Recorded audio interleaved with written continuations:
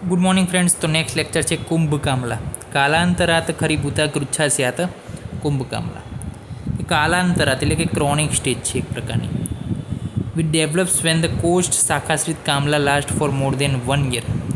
એટલે કે જો પાંડુ હતો બરાબર છે, પિત્તના પ્રકોપના કારણે થયો. પાંડુનું ટ્રીટમેન્ટ ના કરવામાં આવે તો કામલા થાય. કામલામાં પણ પહેલાં કેવો હોય કે શાખાશ્રિત એકલો હોય, પછી શાખા અને કોષ્ઠ બંને ભેગા થાય એટલે બહુપિત્ત કામલા થાય. બહુપિત્ત કામલાને પણ 1 વર્ષથી વધારે રહે જો તો એ શેમાં ફેરવાય? કુંભ કામલાની અંદર ફેરવાય છે. તો આ જે છે ચાર્ટ આપણે યાદ રાખવાનો છે કે પિત્તનું સેવન કરીએ તો પાંડુ થાય, પાંડુ કામલામાં ફેરવાય, ના ટ્રીટમેન્ટ કરીએ તો પહેલાં શાખાગતમાં ફેરવાય, પછી બહુપિત્તગત કામલા એટલે કે શાખા અને કોષ્ઠ બંનેમાં ફેરવાય. 1 વર્ષથી વધારે જો રહે તો જે છે કુંભ કામલાની અંદર ફેરવાઈ જાય છે. આ વસ્તુ આપણે અહીંયા સમજવાની છે. પછી કુંભ કામલામાં શું થઈ જશે તો કે પિત્ત વિશેળ થશે અને માંસ ધાતુને જે છે બગાડશે અને બોડી કેવી બનશે? ડ્રાય બનશે, રફ બનશે. અને કુંભ કામલાની અંદર શું કીધું છે જો કૃષ્ણ એટલે કે બ્લેક કલરનું અથવા પીળા કલરનું જે છે સકૃન મૂત્ર એટલે કે ફિસિસ અને જે છે યુરિન કૃષ્ણનું છે, કૃષ્ણ કલરનું છે, કાળા રંગનું છે. તો એ જ વસ્તુ જો તમને અહીંયા બતાવું કે ઉપદ્રવની અંદર સાધ્યતામાં અસાધ્ય કીધો તો કામલા કયો? તો કે જેની અંદર કૃષ્ણ પિત્ત વર્ણનું યુરિન અને સ્ટૂલ હતું.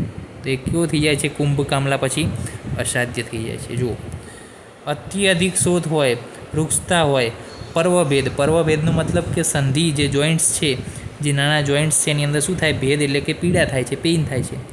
સાધ્યતાની વાત કરી લઈએ તો અસાધ્ય લક્ષણો છે જો હાજર હોય આ બધા લક્ષણો કે છડદી, વોમિટિંગ, રલ્લાસ, અરુચિ, ક્લમ, જ્વર, શ્વાસ અને અતિસાર, તો પછી કુંભ કામલા પણ કેવો છે? અસાધ્ય છે.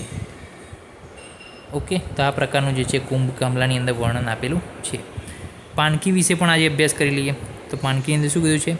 ધીસ ઇઝ શા અતિસાર કામલા એટલે કે ક્રોનિક જોન્ડિસ છે with the complicated with the diarrhoea. Okay, તો એની અંદર અતિસાર, સંતાપ, જો ઝાડા થઈ જાય પ્લસ જોન્ડિસ હોય તો શું થાય? જો આખું શરીર પીળું તો થવાનું જ છે, પ્લસ બહારને અંદર શું હોય? પિત્ત હોય, સંતાપ થાય એટલે કે દાહ થાય, અને અતિસાર તો જોવા મળે જ છે પાનકીમાં. તો પાનકીમાં કઈ રીતે યાદ રાખવાનું? પાણી ઉપરથી યાદ રાખવાનું. પાણી ક્યાં નીકળે? ઝાડામાં. તો એ શું છે? શા અતિસાર કામલા છે. હલીમેકની અંદર શું કીધું છે એ પણ જોઈ લઈએ. તો this stage of the disease develops as serious complication of the pandu or kamala. એટલે કે પાંડુ અને કામલાના સિરિયસ કોમ્પ્લિકેશન તરીકે હલીમક ઉત્પન્ન થાય છે કે જેની અંદર વાત અને પિત્ત જે છે ઇન્વોલ્વ થાય છે. સુશ્રુતે જે છે લાગરક કીધો છે. ઓકે, લાગરક શું કીધું છે? સુશ્રુતે લાગરક નામ આપ્યું છે ડિઝીઝને. લક્ષણો શું છે હલીમકના?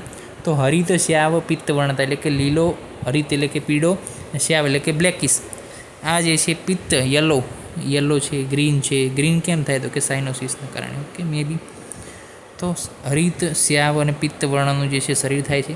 બલ ઉત્સાહ ઉત્સાહી થાય છે. મંદાગ્નિ, મંદજ્વર, અંગમર્દ, શ્વાસ અપ્રહર્ષ, તૃષ્ણા, અરુચિ અને ભ્રમ જોવા મળે છે.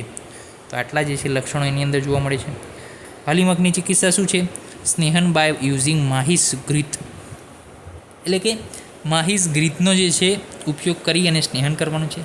કુક વિથ ધ માહિસ દૂધ ગુડુચી સુરસ. હવે આપણને એવું થાય કે અહીંયા માહિસનો પ્રયોગ ઘૃત અને દૂધનો કેમ કર્યો?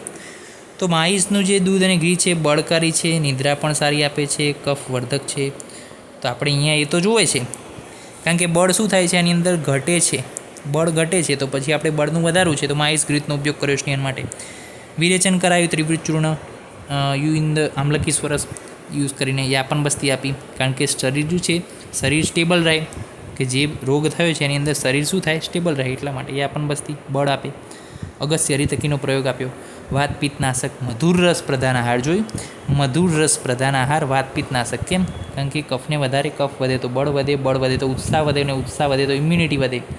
તો એ પ્રમાણે જે છે આયુર્વેદની અંદર જો માત્ર ને માત્ર ફિઝિકલ નહીં પરંતુ સાયકોલોજીકલ ચિકિત્સા પણ કરવામાં આવે છે પેશન્ટની. તો એ જે છે અહીંયા આયુર્વેદની ખાસિયત છે.